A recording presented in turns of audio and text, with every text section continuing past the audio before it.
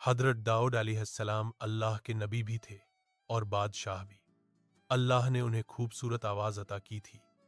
जब वो जबूर तिलावत करते तो पहाड़ और परिंदे भी उनके साथ तस्बीह पढ़ते थे। एक दिन दो आदमी उनके पास आए। एक ने कहा, मेरा भाई 99 बकरियों का मालिक है और मेरी सिर्फ एक बकरी है।